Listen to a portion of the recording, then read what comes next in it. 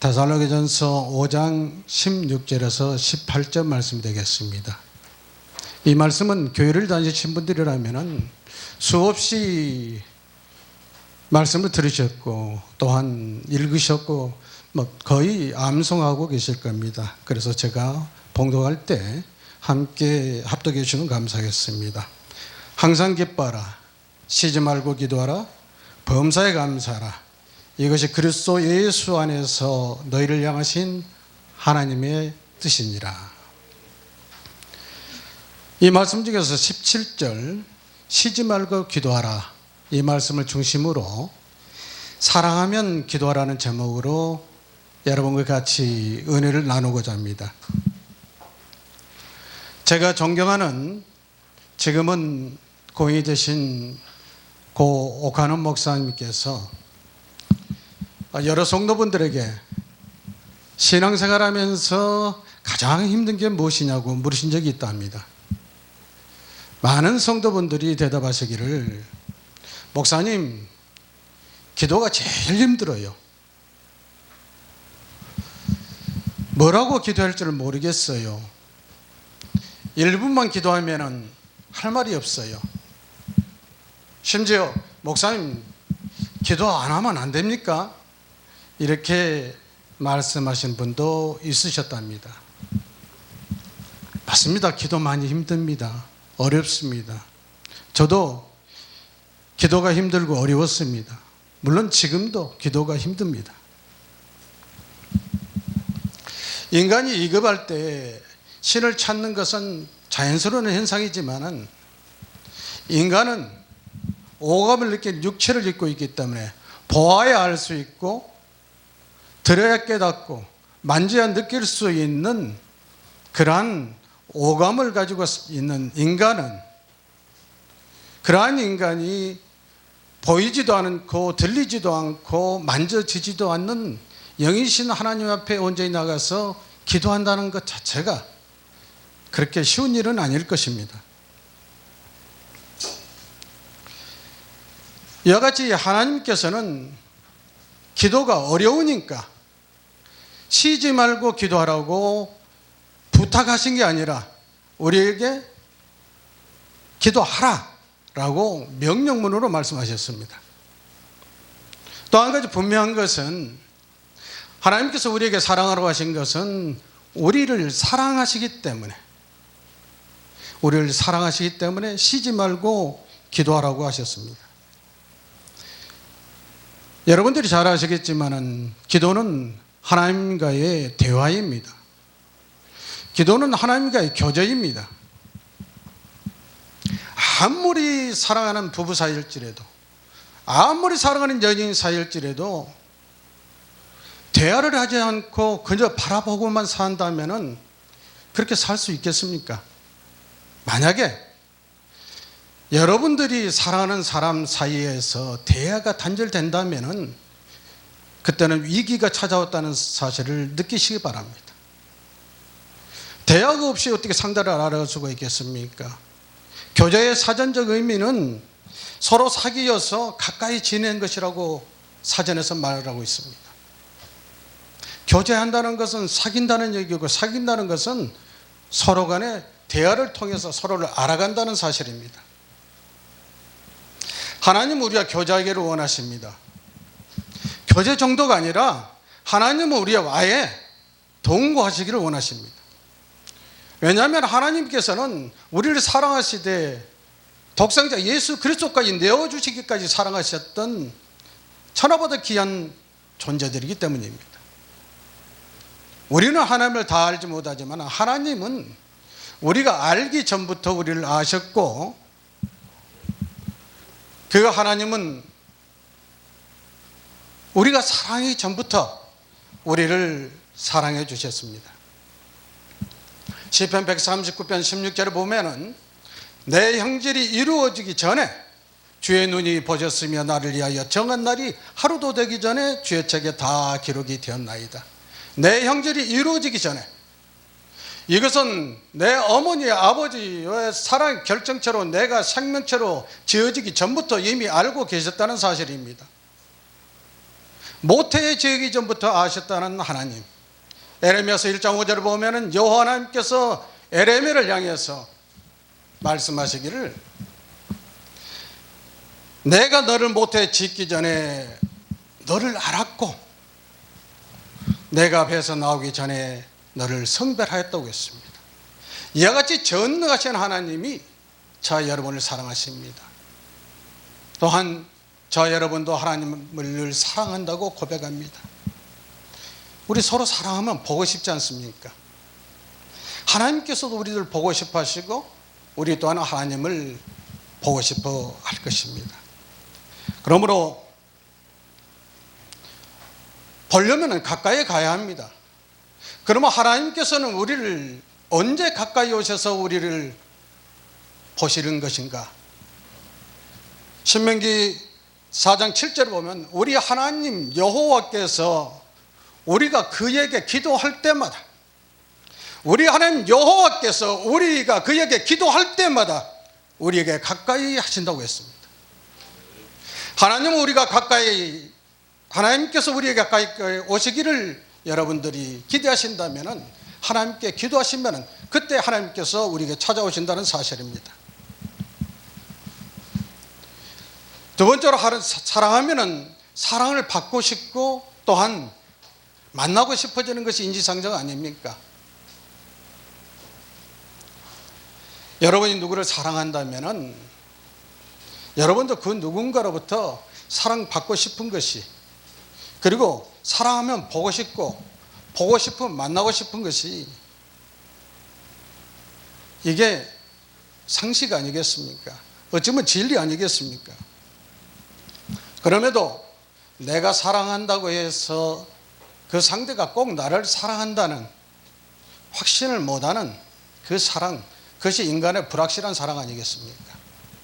하지만 하나님은 그러신 분이 아닙니다.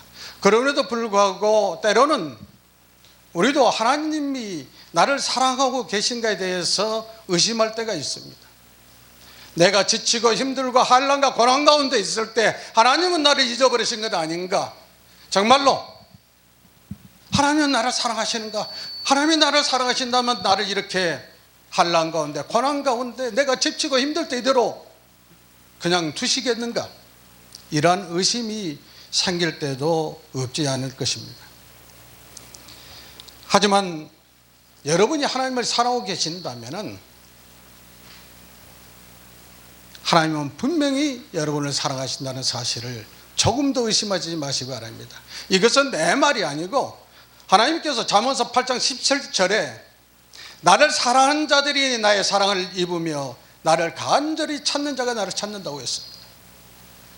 나를 사랑하는 자가 나의 사랑을 입는다.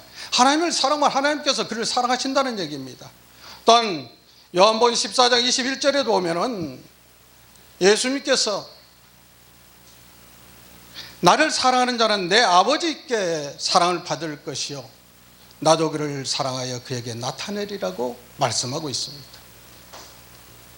하나님은 거짓말을 하지 않으신다는 것이 제 말이 아니라는 것이 민수기 23장 19절에 보면은 하나님은 사람이 아니시니 거짓말을 하지 않으시고 사람이 거짓말하지 하나님이 거짓말하시는 분이 아니지 않습니까? 인생이 아니시니 후회가 없으시도다.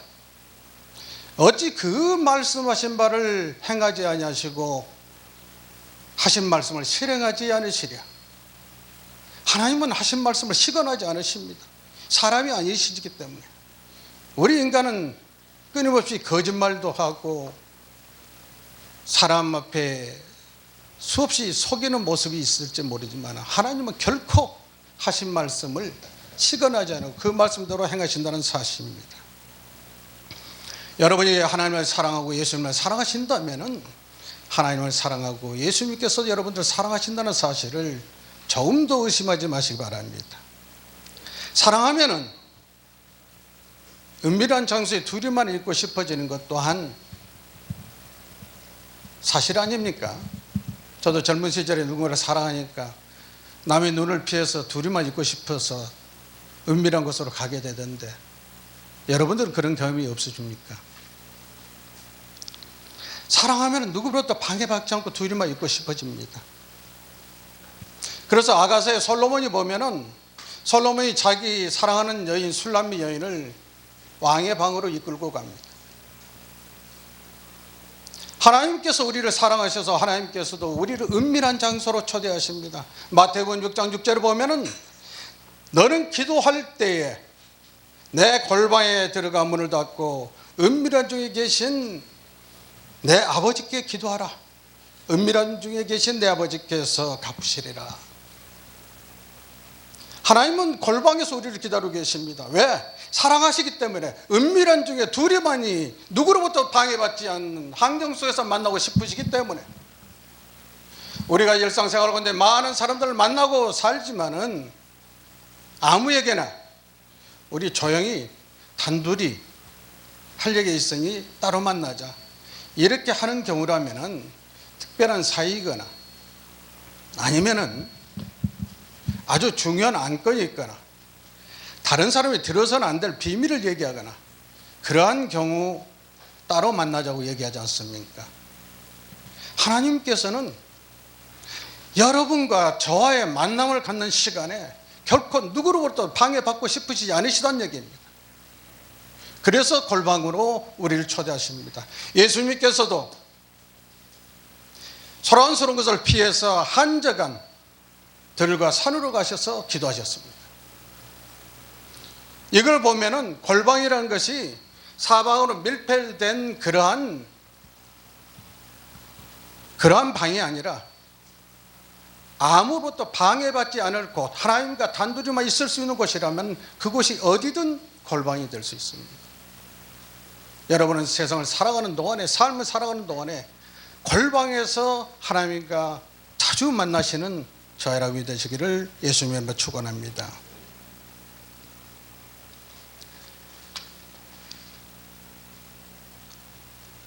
우리는 하나님 앞에 나아가기를 요즘 굉장히 어려운 시대를 살고 있습니다. 코로나19로 인해서 사회적 거리두기가 4단계로 되다 보니까 사회적 거리두기를 강화해 가니까는 하나님과 교회를 거리두기 해버리고 비대면 예배를 권장을 하니까 아예 하나님과 비대면 해버리는 경우가 많이 주변에 보게 됩니다. 우리의 굉장히 신앙생활이 위협을 받고 있는 이때지만은 우리 모두는 정말로 이때가 환난 가운데서 고난 가운데 있을 때 하나님 앞에 더 가까이 나갈 수 있는 기회라 생각하시고 영적으로 더욱 성숙해지고 하나님과 깊은 교제 시간을 갖는 그러한 때로 선용하셨으면 좋겠습니다. 사랑하면 같이 살고 싶어집니다. 제가 사귀던 사람이 만나면 헤어지기가 싫으니까 빨리 결혼해서 그냥 살고 싶더라고요. 우리는 이미 잘 알고 계시지만 서양 속담에 눈에서 멀어지면 마음도 멀어진다는 말이 있습니다. 성도는 예수님의 신부 아닙니까? 우리는 예수님과 결혼한 사이 아니에요. 그러면 결혼한 관계는 마땅히 동거해야 합니다. 그래서 창세기 2장 24절에도 보면은 결혼한 자는 한 몸이 돼서 동거하는 것을 강조하고 있습니다. 사도 바울도 고린도전서 7장 5절에서 특별한 사정이 아니면은 분방하지 말라고 그랬습니다. 함께 지내라는 얘기입니다. 제가 어젯밤에 갑자기 TV를 한번 트니까는 최수종 씨하고 하이라 씨가 나오는 장면을 보게 됐습니다. 그분들이 결혼한 지 28년이 됐는데 이번에 최수종 씨가 축구를 하다가 팔이 부러져 가지고 사고를 당한 그때를 빼고는 분방을 해본 적이 없답니다. 단 한 번도 싸워본 적이 없답니다. 저 사람일까 싶을 정도로 사랑하니까 그런 것 같아요. 우리 하나님께서도 결코 우리하고 잠시라도 떨어져서 분방하시기를 싫어한다는 사실입니다. 왜냐하면 우리를 그만큼 사랑하시기 때문에. 계시록 3장 20절에 보면은 내가 대문 밖에서 문을 두드리노니 누구든지 내 음성을 듣고 문을 열면 나는 그에게로 들어가서 먹고 그는 나와 더불어 먹으리라. 이거 같이 더불어 살고 먹고 자고 하겠다는 얘기 아닙니까? 이게 동거고 함께 사는 겁니다.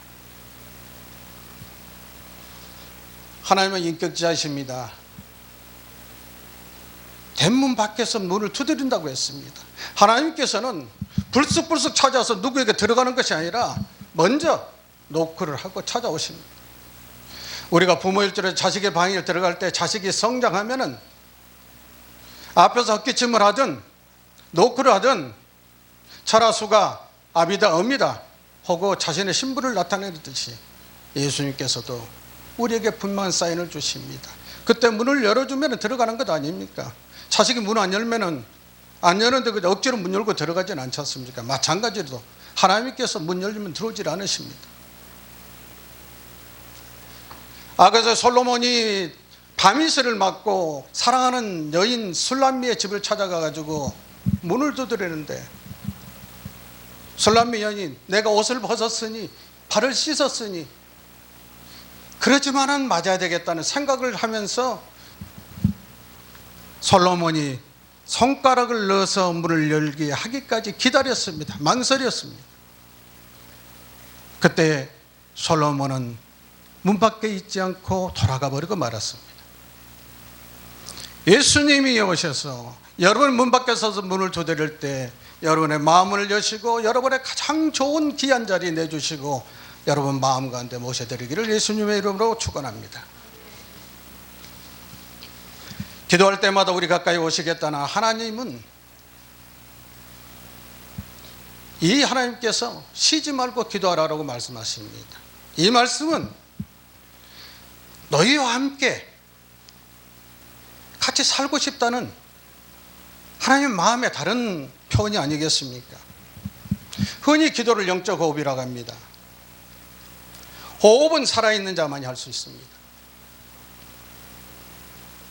죽은 자는 호흡을 하지 못합니다. 죽은 자는 먹지를 못합니다. 마시지를 못합니다. 소리가 없고 움직임이 없고 보지를 못하고 눈물이 없고 감정이 없습니다. 그러나 살아있는 자는 호흡을 합니다. 살아있는 자는 말씀을 먹습니다. 생명의 떡인 예수님의 말씀을 먹습니다. 생수의 근원이신 예수님을 통해서 은혜의 생수를 마십니다. 기도의 소리가 있습니다. 찬양의 소리가 있습니다. 움직임이 있습니다. 주님의 음성을 듣고 주님을 바라보며 회개의 눈물이 있습니다. 감사의 눈물이 있습니다. 은혜와 감동이 있습니다. 이제 말씀을 맺고자 합니다. 기도가 영적 호흡이라고 말씀드렸습니다. 우리는 육신에 있지 않고 영에 있는 자들입니다. 로마서 8장 9절에 만일 너희 속에 하나님의 영이 거하시면 너희가 육신에 있지 않고 영에 있나니 누구든지 그리스도 영이 없으면 그리스도의 사람이 아니니라. 저와 여러분 속에는 그리스도 영이 내주하여 계심으로 말미암아 우리는 육에 있지 않고 영에 있는 사람들입니다. 영이 살아가기 위해서는 영적인 호흡인 기도를 쉬지 않아야 됩니다. 여러분의 신앙생활 가운데서 기도가 식었다면 하나님과의 관계가 위기가 왔다고 깨달으시기 바랍니다. 우리가 호흡을 하지 않으면 육신의 생명도 죽어지는 건데 영적인 호흡인 기도를 하지 않는다면 우리 안에 내주어 계시는 영이 점점 시들어가기 마련입니다. 기도는 하나님께서 성도에게 주신 특권입니다. 특권을 누려야 되지 않습니까? 복음을 가지고만 있으면 뭐 할 겁니까? 사용할 줄 알아야 될 것 아닙니까? 하다못해 물어도 잘라야 될 것 아니겠어요? 내 집에 이런 칼이 있다 저런 칼이 있다 자랑만 해서 뭐 할 거냐 이 말이에요. 하나님께 주신 특권, 이 기도를 통해서 그 특권을 누려야 되지 않겠습니까? 기도는 내 문제를 하나님의 문제로 전가시키는 이게 능력입니다. 기도의 능력이에요. 내 문제를 내가 끌어안고 있으면 내 문제가 되지만 내 문제를 안고 와서 하나님 앞에 아뢰면 그 문제가 내 문제가 아니라 하나님의 문제가 된다는 사실입니다. 이런 특권을 하나님께서 주셨는데 그걸 사용하지 않으신다면 사용하지 않는 사람 책임 아니겠습니까? 기도는 닫힌 문을 여는 열쇠입니다. 우리가 살아가는 동안에 우리 앞에는 여러 가지 어려운 문제들이 있을 수 있습니다. 그 문제 앞에 있을 때 하나님 앞에 나와서 아버지 하나님께 물으면 하나님께서 도우실 것입니다. 그리고 기도는 하나님을 만나는 비밀 통로입니다. 골방에 만나시는 하나님, 하나님은 대화를 좋아하신다고 했습니다. 서로 사랑한다면 만나서 대화를 자주 하시지 않겠습니까? 마찬가지로 하나님을 사랑하신다면 하나님과의 대화를 자주 하는 저와 여러분이 됐으면 좋겠습니다. 기도가 힘들고 어렵다고 했습니다. 기도가 어렵고 힘듭니다. 그래서 우리는 성령의 도우심을 받아야 됩니다. 로마서 8장 26절에 성령도 우리의 연약함을 도우시나니 우리는 마땅히 기도할 바를 알지 못하나 오직 성령이 말을 쓴 탄식으로 우리를 위해서 간구하신다고 했습니다. 기도가 어렵기 때문에 성령의 도우심을 구하면서 성령의 도우심을 받아야 또한 온전한 기도, 하나님이 기뻐 받으시는 기도를 드릴 수 있다는 사실입니다. 여러분, 하나님을 사랑하십니까? 여러분, 하나님 만나고 싶지 않으십니까? 사랑하면 쉬지 말고 기도하십시오. 만나고 싶으시면 간절히 찾으십시오. 하나님은 시건하시는 분이 아니시기 때문에 여러분이 사랑한 하나님께서 여러분을 사랑하실 것입니다.